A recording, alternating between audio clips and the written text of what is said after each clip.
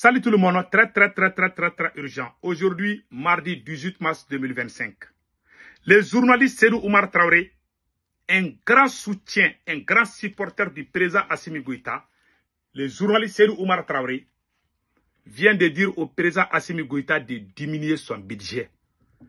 Que le budget du président Assimi Goïta est de 17 milliards, il faut qu'il donne 8 milliards pour qu'on puisse mettre dans la caisse de l'État, si je ne me trompe pas. Voilà, après je vais jouer sa vidéo. Je vous ai dit, hein. Deuxième mois aussi, il y a eu un dossier très lourd contre l'oncle du président Assimi Goïta. 6 milliards d'irrégularités. 6 milliards ont été détournés à la CMDT, dont le PDG est le petit frère de la maman du président Assimi Goïta, Nango Dambélé, que vous voyez. Je viens d'apprendre qu'il a fui le Mali, qu'il est aux États-Unis. 6 milliards ont été détournés entre 2020 et 2024 à la CMDT. Et le PDG de la CMDT, c'est Nango Dambélé, l'oncle maternel du président Assimi Goïta. Les enquêteurs vont commencer à travailler. On ne sait pas comment on va l'arrêter parce qu'il est aux États-Unis ici. C'est ce que j'ai appris. Je ne sais pas s'il est retourné au Mali, oui ou non. J'ai appris qu'Assimi Goïta l'a fait fuir pour qu'il quitte au Mali. Maintenant, nous allons rentrer dans les détails aujourd'hui. La vidéo d'aujourd'hui est très importante. Donc, il y a aussi un imam qui a dit ses 4 vérités au président Assimi Goïta. Voici la photo de cet imam. Il a frappé très fort. Voilà. Les gens commencent à parler au Mali. Je vous ai dit. Donc, voilà cet imam. Il a parlé. Après, on va vous montrer tous. Donc, allons-y avec les 6 milliards. Les 6 milliards, et comme on appelle là, je m'excuse, le journaliste Seydou Oumar Traoré demande au président Assimi Goïta de diminuer son salaire. C'est ça le problème du Mali. Le capitaine Ibrahim Traoré prend le salaire de capitaine. Quand Assimi Goïta est devenu président, il a augmenté son budget. Au lieu qu'il diminue, il a augmenté. Maintenant, ce sont ses proches même qui lui supplient de diminuer. Ça, c'est une honte. Il devait faire ça de lui-même. Est-ce que les Burkinabés ont dit à capitaine, il faut diminuer ton salaire? Non.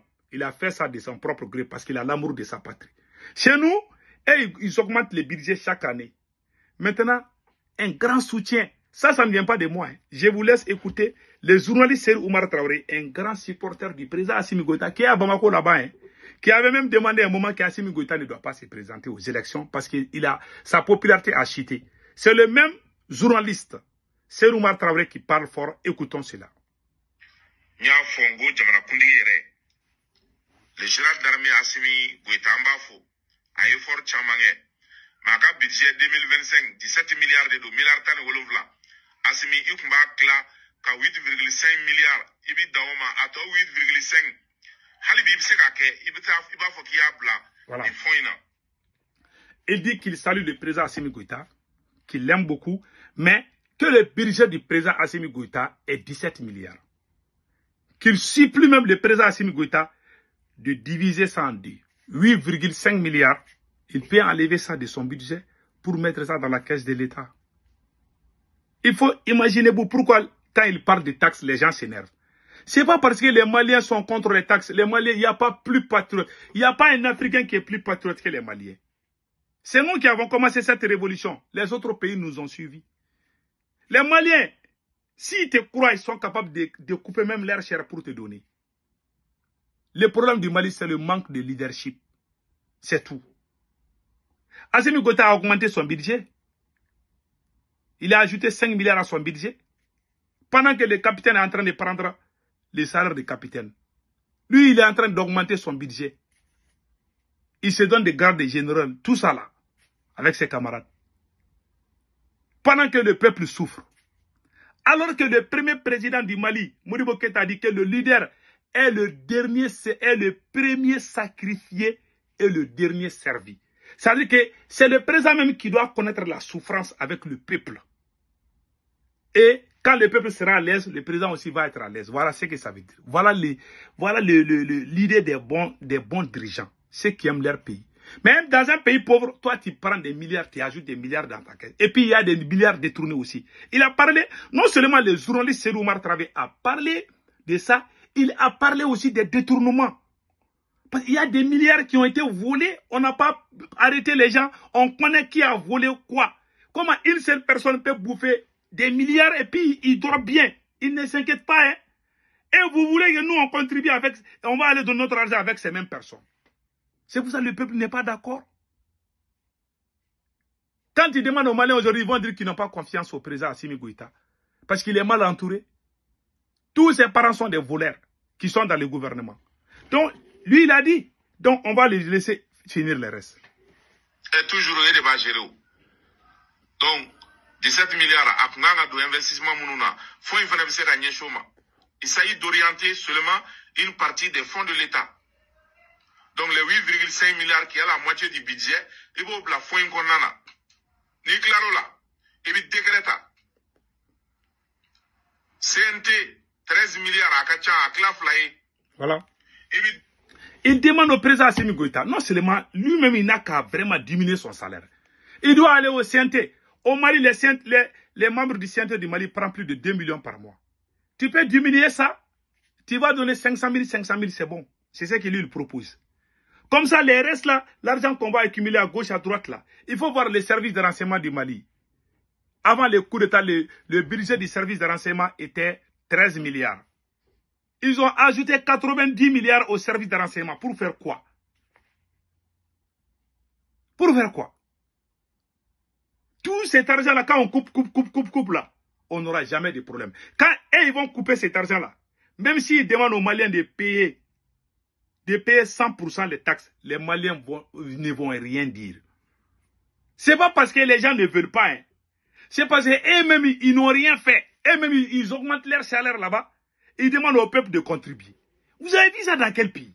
C'est comme si toi, tu es chef de famille, tu dis que, vraiment, dans la famille, que tout le monde n'a qu'à manger 2 fois par jour. Le matin et le soir. Il n'y a pas de midi, il n'y a pas de nourriture à midi. Pendant que toi, ta famille, toi, tu es chef de famille, tu dis aux gens de manger 2 fois par jour. Toi, tu as mangé le petit déjeuner avec tes enfants, tu dis, il n'y a pas de déjeuner, on va attendre le dîner. Toi-même, tu viens, tu es en train de manger le déjeuner alors que les gens te regardent. Mais ça, c'est pas du tout conscient. Le seul problème, c'est ça au Mali. Et pire encore, ce qui est encore pire, il n'y a même pas une semaine, on a volé 5 milliards. On a volé 5 milliards au Mali, on ne sait pas qui a volé. Chaque jour, on entend des détournements. Et le journaliste Seydou Oumar Traoré, il a parlé de ça aussi. On a agité les groupes électrogènes pour que les Maliens aient les courants. Il y a des gens qui ont trafiqué, qui ont bouffé, je ne sais pas, entre 6 et 12 milliards. Ils ont arrêté un ancien ministre, Lamine Seydou. On devait arrêter. C'est là même qui sont allés chercher les groupes là. Il y a le beau-frère de Ablaye Maïga, du prémisse Ablaye Maïga. Lui aussi, il a pris la fuite. On ne sait même pas où. Certains disent qu'il est en Côte d'Ivoire. Il s'appelle Adama Sanogo. C'est le mari de la petite sœur de Ablaye Maïga. Il a fui le Mali. Il a pris une voiture 4x4 là, il a fui. Il est parti jusqu'en Côte d'Ivoire. Mais les Maliens ne sont pas bêtes. Les Maliens voient tout ça là. Et pire encore, on vient d'attendre que l'oncle du président Assimi Goïta, lui aussi, son nom est cité dans un détournement de 6 milliards. Mais il a fui au Mali. J'ai appris qu'il est aux États-Unis. Je ne sais pas s'il est revenu au Mali. Il est actuellement, c'est l'oncle, c'est le petit frère de la maman de Assimi Goïta. Assimi l'a chassé, mais Assimi ne l'a pas emprisonné. Tous les anciens PDG de la CMDTA, ils sont tous en prison à Bamako là-bas, sauf l'oncle de Assimi Goïta. Mais quelqu'un qui gère un pays comme ça là, comment nous on peut te croire? On ne peut pas lui croire. Moi j'ai supporté Assimi Goïta, j'ai mouillé les maillots, même si les moustiques disaient à Assimi Goïta, je les écrasais. J'étais un grand fan de Assimi, mais je ne le crois plus parce que c'est un voleur. C'est la pire vérité. Donc voilà son oncle. On parle ici, hein, voilà, ils ont même écrit ça ici, hein, que l'affaire a été judicialisée. 6 milliards et 200 millions d'irrégularités financières enregistrées entre 2020 et 2024. Donc ils ont saisi le procureur de la République chargé de pôle national économique et financier. Donc ils vont faire des enquêtes. Quelle enquête? Tout le monde sait qu'il a volé. Il a volé parce que pourquoi Assimi Goïta s'est débarrassé aussi de son oncle maternel? Parce que les cultivateurs ont organisé des marches contre le PDG de la CMDT qui était l'oncle du président Assimi Goïta. Les cotonculteurs ont marché. Ils ont organisé des conférences. Je vais vous montrer, vous-même vous allez écouter. Ça s'est fait 1 an avant son limogeage. Ça s'est fait 1 an avant son limogeage. Donc écoutez ce qu'ils ont dit par rapport à l'oncle du président, avant même le dossier de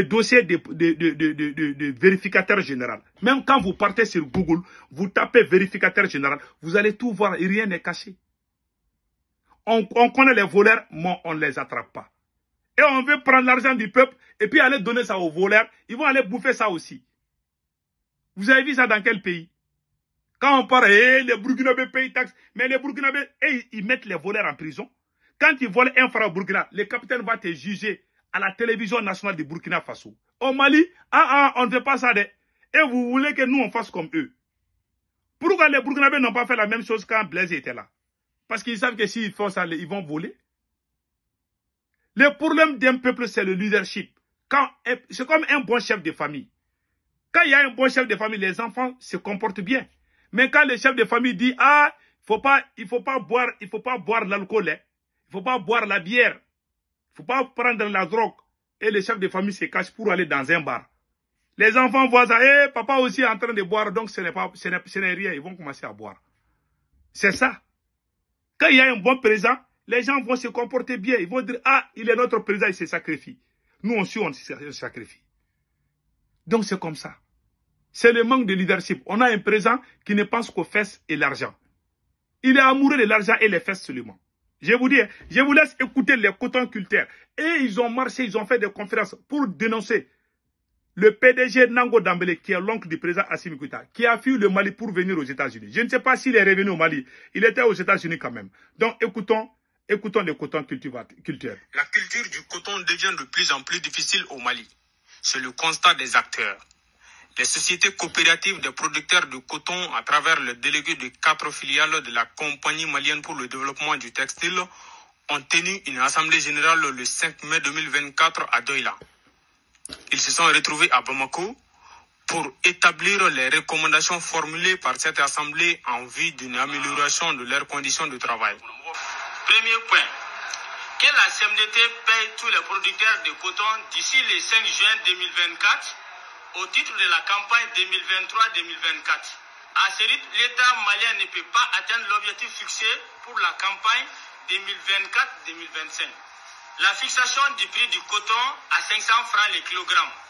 Coût de production d'un hectare équivaut à 386 835 francs.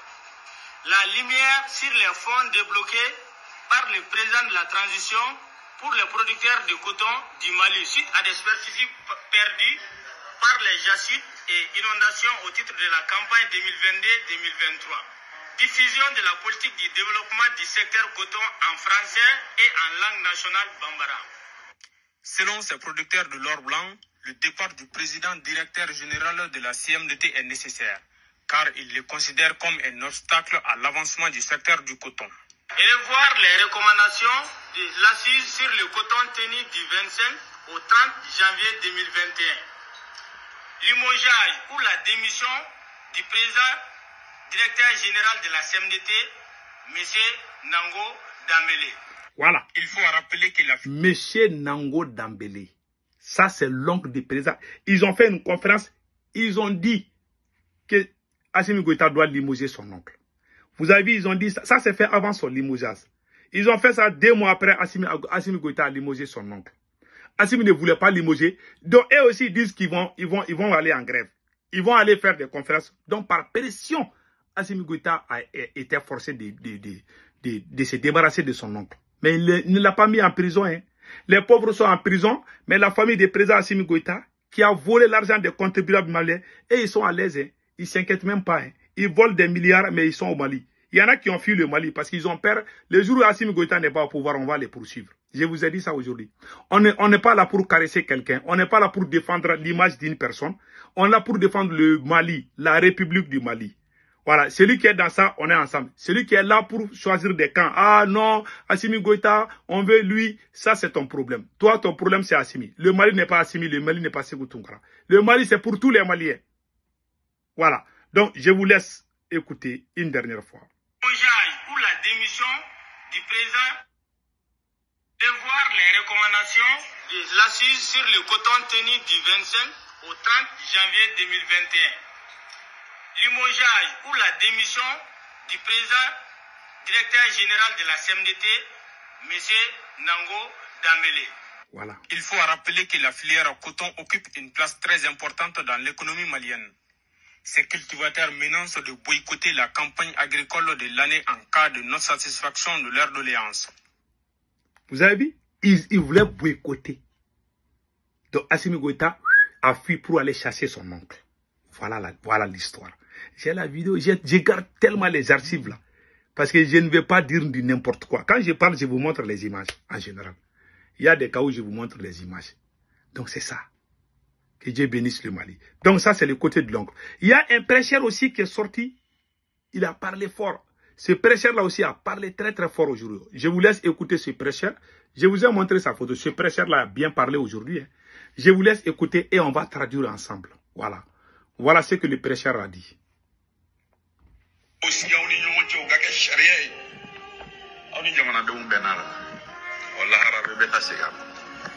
Voilà.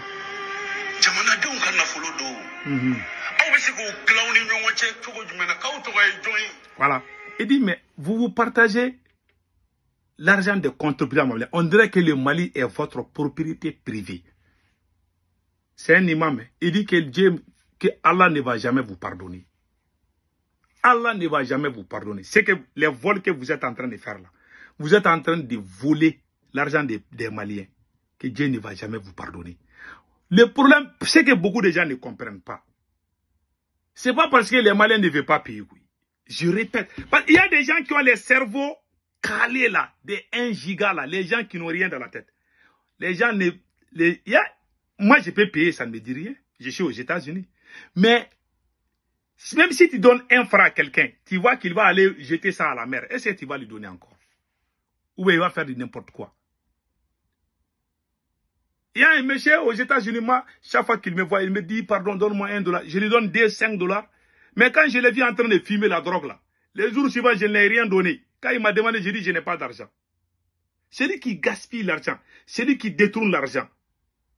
Tu ne peux pas croire à cette personne. C'est un voleur. Voilà pourquoi l'imam là a parlé. Il a parlé fort, il les a tapés fort. Hein. Il a tapé très très très fort. Donc voilà, entre autres, ce qui se passe au Mali. Les gens se révoltent. Il y a même des rappeurs qui se révoltent. Tout le monde parle. Et puis ce qui est étonnant dans cette affaire, les proches, les personnes qui admirent Assimi Goïta depuis, c'est eux aujourd'hui qui lèvent pour dire à Assimi Goïta, ça ne va pas. Et ça, ce n'est pas un bon signe pour le pouvoir. Donc, moi je sais que la pression qui est sur Assimi Goïta aujourd'hui, là, aucun président du Mali n'a eu ce genre de pression et puis qui a pu résister. Je connais les Maliens. Je connais mon pays. Je connais la mentalité des Maliens. Quand les Maliens disent non, c'est fini. Si je suis à la place de Assimi Goïta là, je vais quitter le pouvoir et demander pardon aux Maliens pour aller me cacher en Russie. S'il reste, les gens vont sortir. Je vous jure, les gens ne vont plus reculer. Même s'ils mettent tout le monde en prison là, les gens ne vont jamais reculer face à ça. Je vous ai dit ça aujourd'hui. Prenez ça et notez bien ça. Donc, quand les Maliens commencent à parler là, il n'y a pas... Les jours que les Maliens ont fait la même chose avec Ibeka, là, j'ai dit que non, Ibeka va partir. Je connais mon pays. J'ai fait la révolution de 1991. C'est nous qui avons chassé le général Moussa Traoré, un dictateur.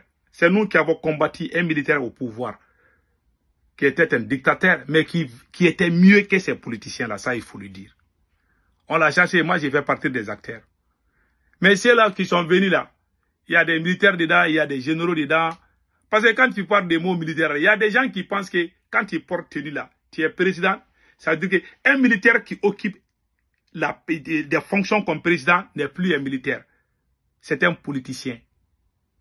C'est pour cela qu'on vous dit. Il ne faut pas nous dire que nous voulons les militaires au pouvoir. Quand vous dites militaire seulement, ça c'est sur les champs de bataille. Quand ils sont présidents, ils sont plus sur les champs de bataille. S'ils sont sur les champs de bataille, vous avez vu un colonel en train de donner l'ordre à un général. Vous avez vu ça où? C'est comme si tu prends un lycéen, tu lui dis d'aller commander un universitaire. Ou bien un élève de la première année qui vient de commencer les études, 2 semaines seulement, tu lui dis d'aller enseigner les lycéens. Ce n'est pas possible. Ce sont les postes politiques institutionnels comme la présidence, la primature et la présidente de l'Assemblée nationale. Une fois que tu occupes ces postes, ça te donne les statuts de diriger même un général. Même si tu n'es pas un officier supérieur, tu es président, alors tu es le chef suprême des armées. C'est toi qui diriges tout le monde.